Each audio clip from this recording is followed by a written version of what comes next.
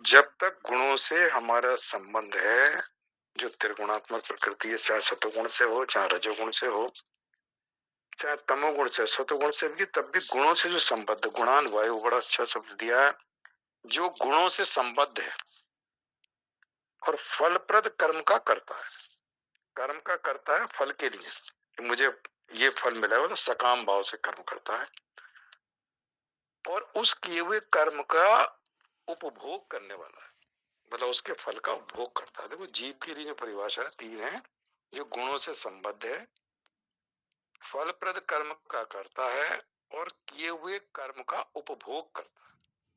मतलब सुख और दुख के रूप में अनुकूल परिस्थिति रहती है, प्रतिकूल परिस्थिति आती है, कभी सुख आता है, कभी दुख आता है। कौन से किए हुए जन्म का कर्म कब फल के रूप में हमारे सामने आता है, वो हमें भोग के समाप्त करना पड़ता है। वो कहते हैं वह विभिन्न रूपों वाला, विभिन्न रूपों वाला त्रिगुणामी, तीन गुणों वाला, तीन मार्गों से गमन करने वाला। तो तीन मार्ग बताए, प्रकाश का मार्ग, अंधकार का मार्ग, शुक्ल मार्ग, कृष्ण मार्ग और संसार में रहना। तो तीन मार्गों से गमन करने वाला कौन गमन करता है? जीव, प्राणों का अधिष्ठाता। जीव प्राणों का अधिष्ठाता अपने कर्मों के अनुसार गमन करता। देखो ये पांचवा मंत्र है, छठा सा एक मिनट, सातवां मंत्र है श्वेता शब्द पांचवें अध्याय का। तो जीव को परिभाषित किया। अब हम सोचते हैं कि कामना से रहित होकर कर्म करें हम, फल की इच्छा ना हो, गुणों से हमारा संबंध ना हो, शरीर संसार में रहते हुए शरीर संसार से संबंध ना हो, तो ज्ञान तो हो जाता है। इतने दिन सुनते सुनते हम लोग भी स्वाध्याय करते करते, जब तक अंतःकरण में थोड़ी सी भी मलिनता रहती है, वासनाएं संस्कार बने रहते हैं, तब तक उस ज्ञान में स्थिति नहीं हो पाती। मतलब उसमें जो निष्ठा है वो एक समस्या रहती है। कभी राग है, कभी द्वेष है, कभी कर्म के साथ है, कभी किसी के साथ है, मतलब कुछ ना कुछ लगा रहता है। तो इसको बताते हैं कि ये जो तीन चीजें चार चीजें अब तो नहीं छोड़ेंगे। गुणों के साथ जो हमारा संबंध है, भाव से कर्म करते हैं। आगे और कहते हैं 11वें मंत्र में, जिस प्रकार अन्न और जल के सेवन से शरीर की वृद्धि होती, अन्न से और जल से शरीर की वृद्धि होती, वैसे ही संकल्प से, स्पर्श से, दर्शन और मोह से कर्म होते। तो कर्म में बताया मोह है, संकल्प है, संकल्प से कामना उत्पन्न होती, मैं काम करूं, इस फल के लिए करूं। ये देही क्रमशः विभिन्न योनियों में जाकर उन कर्मों के अनुसार रूप धारण करता है। तो अविद्या के कारण हम कर्म करते हैं, कर्म भोगने के लिए फिर कोई शरीर मिलता है, तो एक अनवरत प्रक्रिया चलती रहती है। अर्जुन कहते हैं तीसरे अध्याय के पहले दूसरे श्लोक में कि भगवान आपने दूसरा अध्याय सुना दिया पूरा, ऐसा ब्राह्मी स्थिति सुना दी, विहाय कामान सर्वान कह दिया, सारी कामनाओं से रहित हो जाता है, स्पर्श से रहित हो जाता है, निर्मोह निरंकार से शांति अधिगच्छति कह दिया, ममता से रहित, अहंकार से रहित शांति को प्राप्त हो जाता है। इसकी ब्राह्मी स्थिति कहते हैं। आप कहते हो कर्म से ज्ञान श्रेष्ठ है, तो ज्ञान की बात तो पूरा स्थित प्रज्ञा गया। तो जब अर्जुन ने पूरा दूसरा अध्याय सुन लिया, तो अर्जुन कहते हैं आप कहते हो कर्म से ज्ञान श्रेष्ठ है, मुझे इस घोर कर्म में क्यों लगाते हो? क्योंकि युद्ध जैसा कर्म तो घोर कर्म। तो इस बात के लिए भगवान तीसरा अध्याय जो कर्म योग है, अर्जुन के प्रश्न के ऊपर भगवान अर्जुन कहते हैं कि एक तो युद्ध जैसे घोर कर्म में मुझे लगाते हो, और मिले हुए वचनों से दूसरे अध्याय में कर्मयोग की बात भी आई। योगस्थ कुरु कर्माणि भी कह दिया भगवान ने, योग में स्थित होकर कर्म करो, आसक्ति का त्याग करो, सिद्धि असिद्धि में समान भाव रखो। तो कर्म की बात भी कर दी, कर्माण में ये भी कह दिया कर्म तेरा अधिकार है, फल में तेरी प्रवृत्ति नहीं होनी चाहिए। तो अर्जुन कहते हैं एक बात बताओ जो मुझे निश्चय करके बताओ जिससे मेरा कल्याण हो जाए, कर्म करूं, ज्ञान के मार्ग पे जाऊं, ऐसा एक बात बताओ जिससे मेरा। देखो कल भी हो रही थी कि अगर हमारे जीवन में उद्देश्य हमारा है या भाव हमारा है अपने कल्याण का, तो चाहे कर्म किया जाए, उस कर्म में भी उद्देश्य है कल्याण का, उस कर्म के पीछे भी उद्देश्य कल्याण का है कि मैं जो कुछ करता हूं मेरा कल्याण हो जाए। तो भाव बना हुआ है कल्याण का, तो वो कल्याण कर देता है। मतलब फिर हमारी धीरे धीरे उस कर्म में आसक्ति कम हो चुका। आसक्ति है हमारी अपना उद्देश्य कल्याण की प्राप्ति का। तो कल्याण की प्राप्ति करने के साथ साथ फिर हम जो है संसार के कर्म करते हुए भी उसमें थोड़ा सा फंसते हैं, वो हमेशा उद्देश्य ही रहता है कि इससे मेरा कल्याण होना चाहिए। तो मेरा काम करने का तरीका थोड़ा सा परिवर्तित होने लगता है, धीरे धीरे आसक्ति समाप्त होने लगती है। तो अर्जुन यही कह रहे हैं कि एक बार बताओ निश्चित करके जिससे मेरा कल्याण को प्राप्त हो जाए। तो भगवान ने जब कर्मयोग के ऊपर जो ये तीसरा अध्याय सुनाया है, इस अध्याय की अगर जब दो तरह की निष्ठा भगवान कह देते हैं कि दो ही तरह की निष्ठा है मनुष्य लोक में, ज्ञानियों की निष्ठा ज्ञान योग से और योगियों की निष्ठा कर्मयोग से होती है। तो यहाँ से दो प्रकार की निष्ठा से शुरू किया और फिर धीरे से देखो किस तरह से भगवान चौथे पांचवें छठे सातवें श्लोक में कहते हुए, और अर्जुन का जो पहले श्लोक का प्रश्न है उसको आठवें श्लोक में भगवान उत्तर देते हैं। लेकिन उससे पहले कर्मों की करने से लाभ, उसके त्याग से हानि, और फिर भगवान ने अपना मत दे दिया नियतम कुरु कर, अपने कर्म को जो नियत कर्म है उसको करो। तो ये भगवान ने कहा। तो उसका जो विशेषता है वो ये थी कि दूसरे श्लोक में भगवान ने दो प्रकार की निष्ठा बताई और तीसरे श्लोक में बताया भगवान ने वो तीसरे श्लोक में निष्ठा बताई।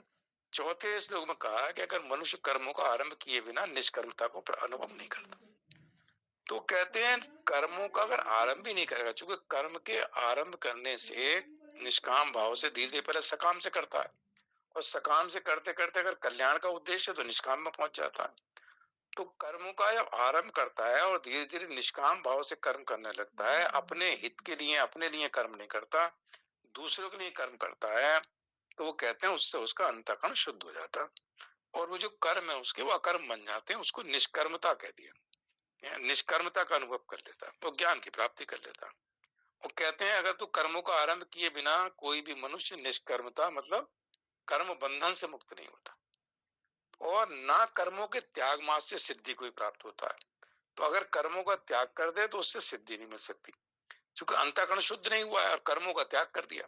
तो ऐसे व्यक्ति को भगवान ने कहा है कि अगर हमारा अंतःकरण शुद्ध नहीं हुआ और हमने कर्म छोड़ दिए कि मैं कुछ नहीं करूंगा, तो सब कर्म का छोड़ दिया, अंतःकरण शुद्ध नहीं हुआ तो एक अभिमान हो जाएगा। उसको मिथ्याचारी भी कह दिया भगवान ने। बाहर से कर्मों का त्याग कर देगा, इंद्रियां लगेंगी कर्मों में नहीं जा रही, लेकिन मन से विषयों का चिंतन करता करता उसको भगवान कह रहे हैं मिथ्याचारी बन जाएगा। चूंकि चिंतन करने से भी भोग होता है, जैसे बाहर से होता है ऐसे अंदर ही हम रस लेते हैं उन विषयों का, मन के द्वारा रस प्राप्त करते रहते हैं। तो भगवान कहते हैं कि अगर तू त्याग कर देगा, और इसलिए ये जो श्लोक है चौथा, इसी को जब पांचवें अध्याय में जब कहेंगे ज्ञान योग से कर्मयोग, ज्ञान और कर्म में विशेषता बता देंगे, कर्मयोग श्रेष्ठ है। तो इसीलिए कहा है कि बिना कर्मों के निष्काम भाव से किए हुए अंतःकरण का शुद्ध नहीं हुआ है और तू कर्मों का त्याग कर देगा, तो उससे अच्छा तू कर्मयोग में लगा रहे, कर्मयोग उससे श्रेष्ठ है, क्योंकि तेरा अंतःकरण तो शुद्ध हो जाएगा। तो जब तक अंतःकरण की शुद्धि ना हो तब तक निष्काम भाव से जो कर्म आ जाए उसको करते रहना चाहिए। तो भगवान ने पहले चौथे श्लोक में तो ये बात बताई कि कर्मों के त्याग से क्या नुकसान है। जो तू कह रहा मैं युद्ध का त्याग करके भिक्षा ले लूंगा, पहले अध्याय में अर्जुन कहते हैं कि इस घोर युद्ध से तो मैं इसको त्याग कर दूं और चाहे भिक्षा का अन्न लेना पड़े वो भी मुझे श्रेष्ठ लगता है। तो ये कर्मों के त्याग से भगवान कहते हैं कि निष्कर्मता नहीं होगी और कर्मों के त्याग से तुझे सिद्धि भी नहीं मिलेगी। जो तू कह रहा मैं युद्ध जैसे कर्म से, जो तेरा कर्तव्य कर्म उसको छोड़ने से।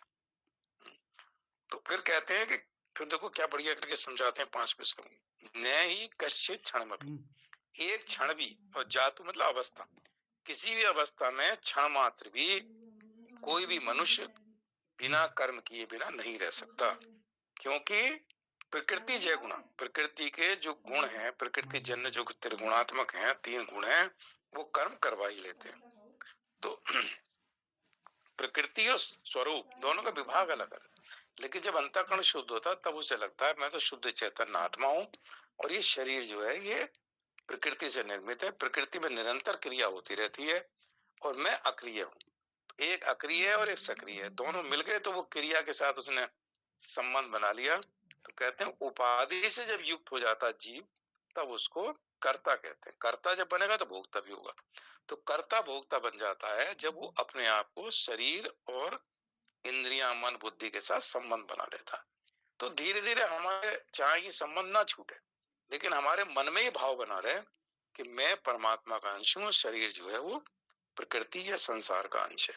हम दोनों दो अलग अलग विभाग हैं। एक विभाग है क्षर और एक विभाग है अक्षर। तो क्षर और अक्षर एक मान है, एक अविनाशी है। तो क्षर के साथ मेरा व्यवहार के लिए संबंध है। पिछले जन्मों के हिसाब से मुझे ये शरीर मिला हुआ है, कुछ इसमें सुख दुख भोगने, प्रारब्ध भोग के समाप्त करना, और बाकी मुझे ज्ञान के द्वारा इस स्मृति को बनाए रखना है कि मैं इससे अलग अलग विभाग है। मेरा विभाग जो है, मेरा संबंध परमात्मा के साथ है, शरीर का संबंध प्रकृति के साथ। ये भाव अंदर अगर बना रहे तो कोई भी परिस्थिति में हमें ये स्मृति रहती है कि हम दोनों का संबंध किसके साथ है। भगवान ये कहते हैं कि कोई भी व्यक्ति क्षण मात्र भी अगर इसको नहीं रहता, क्रिया चलती रहती है, जब इस क्रिया के साथ हम संबंध बनाते हैं तो हमारे अंदर कर्ता भाव आ जाता है। जब मैं कहता हूं मैं शरीर हूं, मेरा शरीर है, तो शरीर के द्वारा की हुई कोई भी क्रिया, उसके साथ हमारा संबंध बन जाता है, कर्तापन का भाव आ जाता है। जब कर्ता होते हैं तो जो क्रिया है वो कर्म बन जाती है, और कर्म संचित होते हैं, फिर किसी योनि में जाके उसको भोगना पड़ता है। इस तरह से अनवरत प्रक्रिया में हम लोग सृष्टि के सृष्टि बदल गए, महाप्रलय हो गई, सर्ग हो गया, महासर्ग हो गया, लेकिन हम लोग अभी तक चले आ रहे हैं निरंतर। ऐसा नहीं बीच में कहीं प्रकट हो गए, तब से चले आ रहे हैं और तब तक चलते रहेंगे जब तक हमारी अज्ञान, मैं शरीर हूँ, मेरा शरीर है, ये जो मोह है, अविद्या है, ये दूर नहीं होती, तब तक इस प्रक्रिया से निकलना असंभव काम है। तो भगवान ने छठे श्लोक में कह दिया, विगुणात्मा कह दिया, जो संपूर्ण इंद्रियों को हठ पूर्वक रोककर मन से इंद्रियों के विषयों का चिंतन करता। बाहर से तो कर्मों का त्याग कर दिया, बाहर से मैं कोई कर्म नहीं करता, ये पब्लिक भी जानती है, सब कुछ देख रहा है, और एक तरह से संन्यास ग्रहण कर गया और लगता है मैं कुछ कर्म नहीं करता, लेकिन मन से विषयों का चिंतन करता रहता है। आज इतना पैसा, कितना पैसा इकट्ठा करना, एक ये करना, एक ये करना, उसी विषयों के चिंतन में लगा रहता है। उसको भगवान ने कहा वो मिथ्याचारी है। मन से विषयों का चिंतन करता है, शरीर के द्वारा लगता है कि मैंने इंद्रियों को अपने बस में कर रखा, हठ पूर्वक रोककर मन से विषयों का चिंतन करो, मिथ्याचारी का। 7वें श्लोक में बात चल रही थी, उसमें भगवान कहते हैं, तो उसमें संयम शब्द इस्तेमाल किया, लेकिन यहाँ संयम को छठे श्लोक में हठ पूर्वक कहा कि जबरदस्ती उसने रोक लिया। ज्ञान नहीं है, अज्ञान पूरा है, तो बाहर से बैठा हुआ है, बगले की तरह है कि बैठा हुआ है, लेकिन जैसी मछली आती है तभी उसको, उसका तो उद्देश्य है, ध्यान नहीं कर रहा, उसका ध्यान है कि मछली किस तरह से मेरे अंदर आ जाए। तो यहाँ भगवान कहते हैं कि दूसरा, 7वें श्लोक में दूसरा बताया। देखो, एक कहा कि हठ पूर्वक हम इंद्रियों को रोक लेते हैं और मन से विषयों का चिंतन करते हैं। तो भगवान कह रहे हैं ऐसा जो है, इसको विगुणात्मा कहा, मूर्ख व्यक्ति कहा है, और क्या मिथ्याचारी। दो मोटे मोटे शब्द लगा दिए, मूर्ख भी कह दिया और मिथ्याचारी, मतलब पूरी तरह से अज्ञानी है, दिखावट में लगा हुआ है कि मैंने सब कुछ छोड़ दिया, लेकिन इसके लिए इसने विगुणात्मा भी कह दिया और मिथ्याचारी भी कह दिया। मिथ्याचारी मतलब मिथ्या आचरण करने वाला, उसका जो आचरण वो मिथ्या है। देखो, भगवान जो है अंतःकरण में बैठे हुए जो आत्मा के रूप में, वो केवल भाव और उद्देश्य को देखते हैं, बाहर की क्रिया को नहीं देखते। हमने क्रिया का त्याग तो कर दिया, लेकिन उद्देश्य और भाव, भाव हमारे अभी भी उस विषय का चिंतन कर रहा है। तो भाव में हम मन से उन विषयों का चिंतन करना है, मन से उनका स्मरण करना है, बाहर से क्रिया नहीं कर रहे। तो बाहर से क्रिया समाज तो देखता है कि कुछ नहीं करता, बहुत बढ़िया बंदा है, लेकिन भगवान देखते हैं कि इसका मन अंदर क्या चल रहा है, तो वो अंदर के भाव देखते हैं। इसके भाव, हर कर्म के पीछे हमारा भाव क्या है उसके देखते हैं कि भाव हमारा शुद्ध है, भाव हमारा श्रेष्ठ है, इसलिए भाव रहना चाहिए। हर चीज के पीछे मेरा कल्याण कैसे हो, इस उद्देश्य से हम करें। तो उसको 7वें श्लोक में भगवान कहते हैं, देखो छठे हम बताया कि हठ पूर्वक ऊपर छोड़ता तो मिथ्याचारी और विमूढ़ात्मा, और 7वें में कह देते हैं जिसने अपने इंद्रियों को नियंत्रण किया। अब उसमें कहते हैं कि एक व्यक्ति है, और यहाँ कर्मेंद्रिया शब्द इस्तेमाल किया 7वें श्लोक में। तो कर्मेंद्रिया में कहते हैं कि कर्मेंद्रियां तब तक काम नहीं करती जब तक ज्ञानेंद्रियों से, आंख से देखेंगे तो पैर चलेगा, सुनेंगे तो उसके हिसाब से करें, मतलब ज्ञानेंद्रियां और कर्मेंद्रिया और अंतःकरण, जहाँ कर्मेंद्रिया शब्द आता है तो ये सारे आ जाते हैं उस शब्द के अंदर। ज्ञानेंद्रियां और कर्मेंद्रियां सारी जुड़ जाती हैं एक साथ, मतलब उस शब्द में ही सबको मानना चाहिए। तो यस्तु इंद्रियाणि मनसा नियम, तो कहते हैं मन से मनसा पद संपूर्ण अंतःकरण। तो इंद्रियां, पांचों ज्ञान इंद्रियां, कर्म इंद्रियां और ये मन बुद्धि चित्त अहंकार, ये सब आ जाते हैं। तो मन से इंद्रियों को वश में करने का मतलब है कि विवेकवती बुद्धि हो। अगर बुद्धि में विवेक है, विवेक क्या होता है? बुद्धि तो सबके पास है। तो विवेकवती बुद्धि का मतलब है कि सत असत का उसको ज्ञान है। जो विवेक कहते हैं सत असत का यथार्थ ज्ञान। तो वो जानता है सत क्या है और असत क्या है। जब वो जानेगा कि सत परमात्मा है, आत्मा सत है, संसार असत है, संसार परिवर्तनशील है, आत्मा में कोई परिवर्तन नहीं होता, परिवर्तन रहित है। तो जब ऐसा विवेक प्रधान बुद्धि हो जिसके पास, तो ऐसा विवेक प्रधान व्यक्ति जिसकी बुद्धि विवेक प्रधान है, ऐसा व्यक्ति जो देखो, इसी को जो कहा है ना, जो सारथी कहते हैं कि अर्जुन के सारथी भगवान कृष्ण है। तो उसमें अंतिम श्लोक भगवत गीता था, यत्र क्या है, यत्र योगेश्वर कृष्ण, जहाँ योगेश्वर कृष्ण है, यत्र पार्थो धनुर्धर, जहाँ धनुर्धर अर्जुन है। तो जीव है अर्जुन और विवेकवती बुद्धि है कृष्ण। तो जहाँ विवेकवती बुद्धि रूपी सारथी हो उस शरीर में, और जीव रूपी अर्जुन हो, अर्जुन को कहते हैं जिसका अंतःकरण शुद्ध है। तो शुद्ध अंतःकरण मतलब ही इसका शुद्ध अंतःकरण है अर्जुन का मतलब। अर्जुन का मतलब होता स्वच्छ। तो स्वच्छ है जिसका अंतःकरण शुद्ध है, अंतःकरण का मल दूर हो चुका है, तो अर्जुन शब्द है। तो कहते हैं ऐसा जीव जिसका निर्मल अंतःकरण। तो निर्मल अंतःकरण कब होगा? जब विवेकवती बुद्धि होगी। तो विवेकवती बुद्धि का मतलब है सारथी, उसका जो जीवन का सारथी, ये सारथी है। ये जो शरीर रूपी रथ है जिसमें 10 घोड़े हैं, इंद्रियां घोड़े का, तो ये जो 10 घोड़ों से जुता हुआ रथ है, उसमें जो रथी है, जो जीवात्मा है, वो स्वच्छ है, निर्मल मन अंतःकरण व्यक्ति है। और जो उसका सारथी है विवेकवती बुद्धि वाला, तो कृष्ण उसके सारथी हैं। तो वहां भगवान कहते हैं तत्र श्री विजयो विभूति ध्रुव नीति मतिर्मम। तो वो संजय कह रहा, तो संजय कहते हैं कि वहीं श्री विजय विभूति और ध्रुव नीति, ध्रुव नीति होगी मतलब अचल नीति होगी। मुझे अपने उद्देश्य की प्राप्ति करनी है तो उद्देश्य की प्राप्ति करनी है, इससे वो थोड़ा बहुत टल नहीं सकता। तो इसलिए यहाँ शब्द आया था विवेकवती बुद्धि द्वारा। वो जब अपने मन को और इंद्रियों को वश में करता है तो वो जानता है कि सत है, ये बाकी जो असत है विषय जो है प्रकृति से निर्मित है, इसमें मुझे फंसना नहीं है। ऐसा जिसके पास विवेक है कि असत है असत और मैं सत हूँ, तो सत असत दोनों अलग अलग विभाग है, एक क्षर है और एक अक्षर है, एक नाशवान है और एक अविनाशी है, तो दोनों कभी नहीं मिल सकते। तो इस भाव से जिसकी बुद्धि में ऐसा चिंतन है, ऐसा व्यक्ति जो है मन के द्वारा इंद्रियों को वश में करता। तो यह नियमन शब्द दिया। तो वो कहता है ऐसा व्यक्ति जो है इंद्रियों को कहता है मेरा इनके साथ कोई संबंध नहीं है, मैं सत हूँ। इसलिए जब शब्द आता ना विवेक, विवेकवती बुद्धि, तो बुद्धि में विवेक है, बुद्धि सब है, लेकिन विवेकवती बुद्धि बहुत कम होती है। तो वहां कृष्ण की बात आती है, सारथी का, हमारा जो जीवन का सारथी है वो कृष्ण है। तो जीवन का चूंकि सब डिसीजन निश्चय तो यही करती है बुद्धि, और बुद्धि में अगर विवेक होगा तो वो निश्चय करेगी मुझे सकाम भाव से करना है, निष्काम भाव से करना। सकाम बंधन है, मुझे यज्ञ के लिए हेतु कर्म करने हैं, दूसरों के हित के लिए करने हैं, या बंधन में कर्म बंधन में पड़ना है, कर्म बंधन से मुक्त होना। तो ऐसा विवेक जिसके पास है कि इस असत से मुझे दूर होना है, उसको विवेकवती बुद्धि कह दिया। तो जब इंद्रियां वश में कब होंगी? जब इनके साथ ममता नहीं होगी, मेरेपन का सर्वथा अभाव हो जाता है, तब इंद्रियां जाके वश में होती हैं। भाई इंद्रियों को ऐसा नहीं कि कहा और भस्म हो गई। तो इंद्रियों में है कि जब मेरापन जब समाता है, निर्ममो निरंकारा जब शब्द आता है, कर्तव्य कर्म योग के लिए है, निर्ममो निरंकारा सह शांति में निरज्य। कर्म करता है, ममता से रहित है, अहंता से रहित है, मतलब उच्चतम अवस्था है। तो उसको भगवान कहते हैं जब ये ममता मेरापन का अभाव हो जाता है तो इंद्रियां वश में तभी होती हैं, नहीं तो इंद्रियां जो है लगी रहती हैं।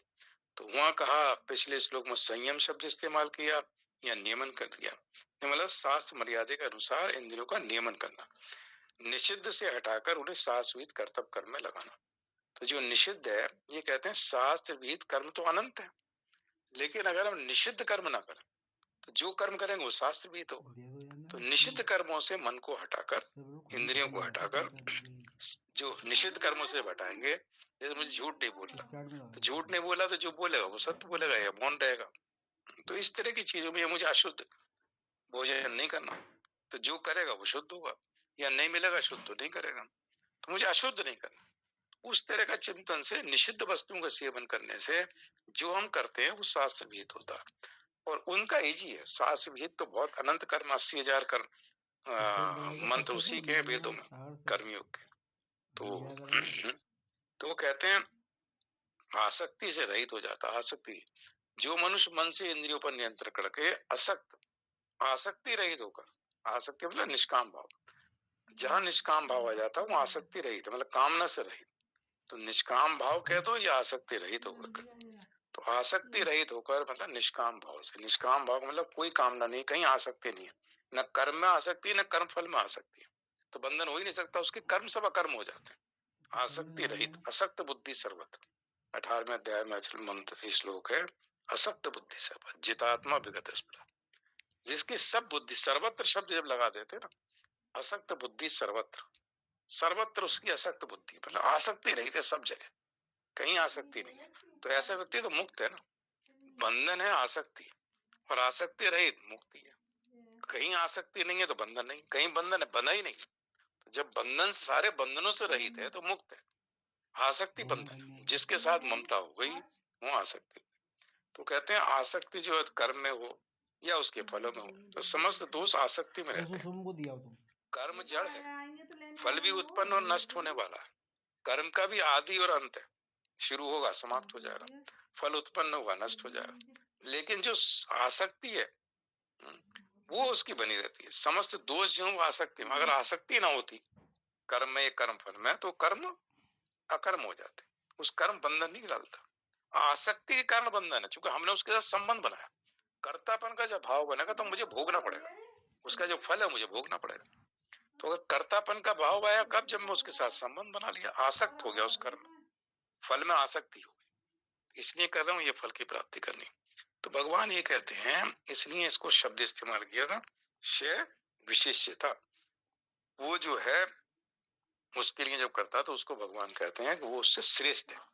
तो अर्जुन को समझाते हैं कि जो मन से इंद्रियों पर नियंत्रण करके आसक्ति रहित होगा, तो युद्ध जैसा काम भी कर, लेकिन आसक्ति रहित होगा, निष्काम भाव से, निष्काम भाव से कर्मेंद्रियों द्वारा कर्मयोग का जो आचरण करता वही श्रेष्ठ है। तो श्रेष्ठ बताया किनसे, जो इंद्रियों पर नियंत्रण करके आसक्ति रहित होगा। तो इसमें शब्द आसक्ति रहित ज्यादा महत्वपूर्ण था, कि जब वो आसक्ति रहित होकर अपने कर्म करता है, निष्काम भाव से कर्म करता है, कर्मयोग का आचरण करता है, तो उसको भगवान कहते हैं श्रेष्ठ है। और 8वें श्लोक में फिर इसका अर्जुन का जो प्रश्न था कि मुझे एक निश्चित कल्याणकारी साधन बताओ जिससे मेरा कल्याण हो जाए, वो भगवान 8वें श्लोक में भगवान बोलते हैं। ओम पूर्णमदः पूर्णमिदं पूर्णात् पूर्णमुदच्यते पूर्णस्य पूर्णमादाय पूर्णमेवावशिष्यते। ओम शांति शांति शांति। श्री कृष्ण। हरि ओम तत्सत्। जय श्री कृष्ण।